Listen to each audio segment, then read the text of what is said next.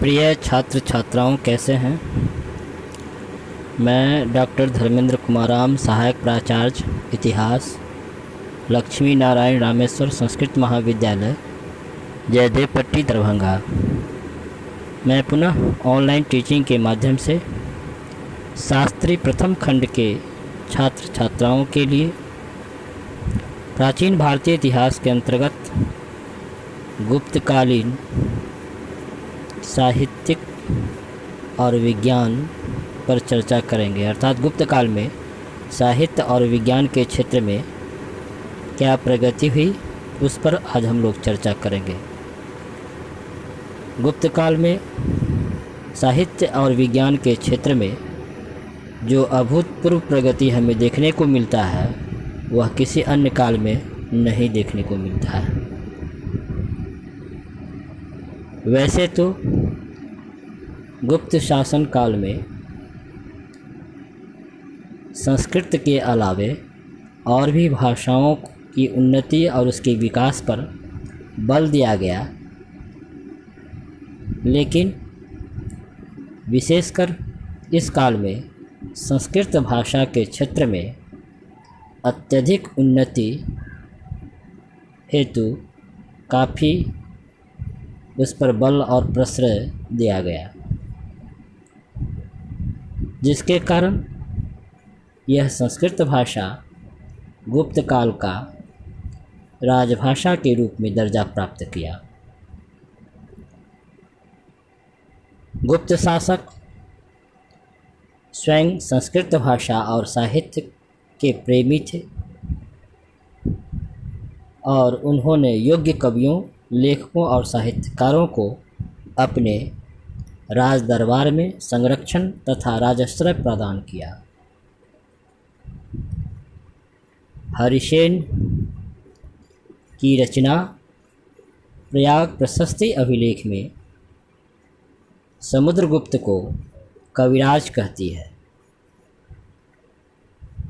जिसकी रचनाएं विद्वानों की जीविका की स्रोत थी।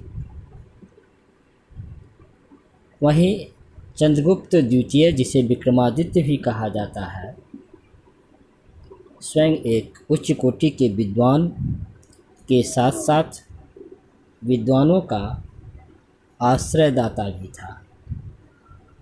उसके समय में पाटलिपुत्र तथा उज्जैनी विद्या के प्रमुख केंद्र माने जाते थे।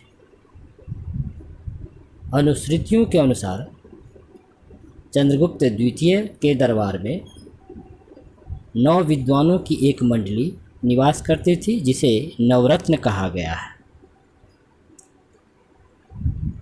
जिनमें महाकवि कालिदास अग्रगण्य थे।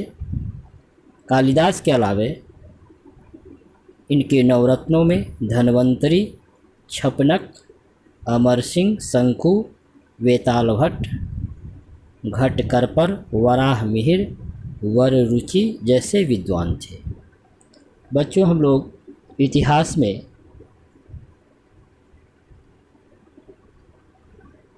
मुग़ल शासक अकबर महान के दरबार में 9 रत्नों के बारे में पढ़ते हैं। वहीं दूसरे प्राचीन भारतीय इतिहास में गुप्त महान सम्राट चंद्रगुप्त द्वितीय, जिसे विक्रमादित्य भी कहा जाता है, के दरबार में 9 विद्वानों की मंडली सुशोभित क्या करते थे, जिसे नवरत्न कहा जाता था। पुनः एक बार चंद्रगुप्त द्वितीय के नवरत्नों का नाम सुन लें।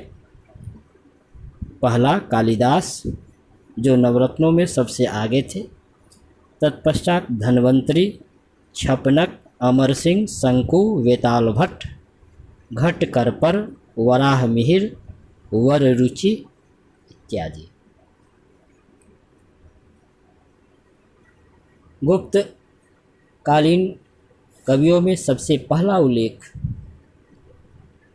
उन कवियों का किया जा सकता है जिनकी रचनाएं तो हमें प्राप्त नहीं हैं, लेकिन जिनके विषय में मात्र हम उनके द्वारा रचित प्रशस्तियों से ही जानते हैं।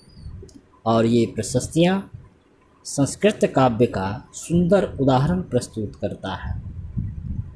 इस प्रकार के कवियों में 3 नाम विशेष रूप से उल्लेखनीय माने जा सकते हैं।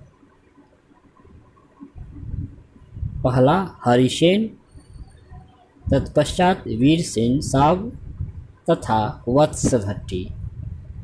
हरिसेन सम्राट समुद्रगुप्त का सेनापति और विदेश सचिव था। उसकी सुप्रसिद्ध कृति अर्थात हरिसेन की सबसे प्रसिद्ध कृति प्रयाग प्रशस्ति है, जिसे इसमें काव्य कहा गया है। इसका आधा भाग पद्य में तथा आधा भाग गद्य में है और इस प्रकार यह चंपू काव्य का सुंदर उदाहरण है। प्रयाग प्रशस्ति विशुद्ध संस्कृत में लिखा गया है। हरिसेन वैदर्भी एवं गौरी शैलियों का आचार्य था, जो इस प्रशस्ति से स्पष्ट प्रमाण मिलता है। इस प्रशस्ति की शैली बड़ी ही मनोरम है तथा शब्द चयन और अलंकारों का प्रयोग बड़ी ही कुशलता तथा सुंदरता के साथ किया गया है। इस प्रकार साहित्य और इतिहास दोनों ही दृष्टियों से हरिसेन का प्रयाग प्रशस्ति बहुत महत्वपूर्ण स्थान रखता है। वहीं दूसरी ओर वीरसेन साव, जो चंद्रगुप्त द्वितीय अथवा विक्रमादित्य का युद्ध सचिव था। वीरसेन साव की रचना उदयगिरि गुहालेख है, जिसमें उसे अर्थ, न्याय, व्याकरण, राजनीति इत्यादि का मर्मज्ञ कवि और पाटलिपुत्र का निवासी कहा गया है। इसी प्रकार वत्स भट्टी महान गुप्त सम्राट कुमारगुप्त प्रथम का दरबारी कवि था। वह संस्कृत का प्रकांड विद्वान था, जिसने मंदसौर प्रशस्ति की रचना की थी। इसमें दसपुर में सूर्य मंदिर बनवाए जाने का वर्णन मिलता है। इस प्रशस्ति में कुल 44 श्लोक है और इसकी भाषा प्रांजल और मनोरम है, जिसमें अर्थ गौरव की प्रचुरता है। भाषा और भावों पर कालिदास का प्रभाव स्पष्टतः परिलक्षित होता है। संपूर्ण रचना वैदर्भी शैली में लिखे गए काव्य का अत्युत्कृष्ट उदाहरण प्रस्तुत करता है। गुप्त काल के साहित्यिक कवियों में अधिकतर विद्वानों में पर्याप्त मतभेद रहा है। इसी क्रम में संस्कृत के सुप्रसिद्ध कवि व विद्वान कालिदास की तिथि के विषय में भी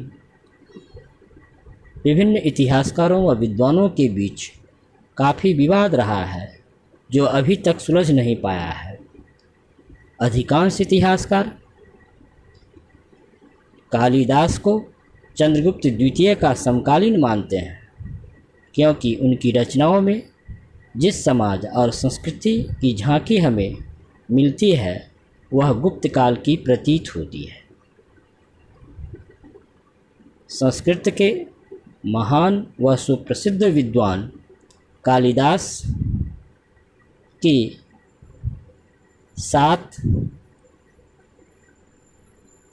ने 7 प्रमुख ग्रंथों की रचना किया था, जिनमें प्रमुख हैं रघुवंश, कुमार संभव, मेघदूत, ऋतुसंहारम, मालविकाग्निमित्रम, विक्रमोर्वशी तथा अभिज्ञान शाकुंतलम। इनमें से रघुवंश और कुमार संभव 2 महाकाव्य तथा मेघदूत और ऋतुसंहार खंड काव्य और 3 नाटक ग्रंथ हैं।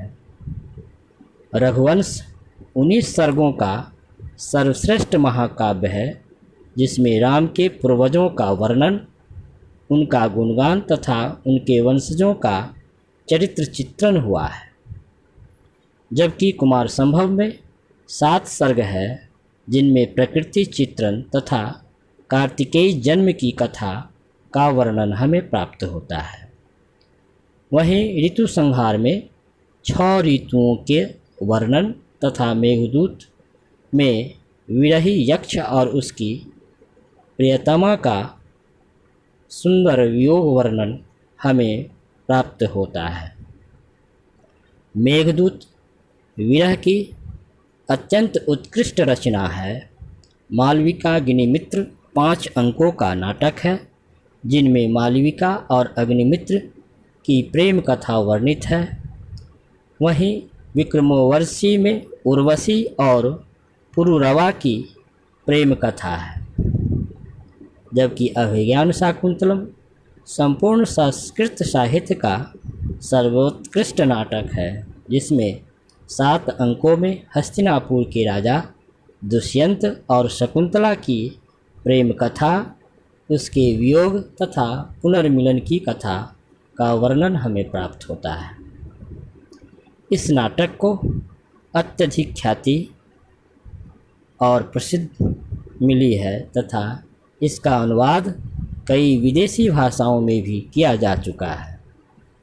प्रसिद्ध जर्मन कवि गेटे ने इस नाटक की प्रशंसा करते हुए लिखा है कि यदि तुम यौवन वसंत का पुष्प सौरभ तथा इसके अंत के फलों को देखना चाहते हो, यदि वह सब कुछ देखना चाहते हो जिसके द्वारा आत्मा आकर्षित, मुग्ध और तृप्त होती है, यदि स्वर्ग तथा पृथ्वी को एक नाम के अंतर्गत देखना चाहते हो तो मैं तुम्हें शकुंतला पढ़ने को कहूँगा और इसके साथ ही सब कुछ कह दिया जाएगा।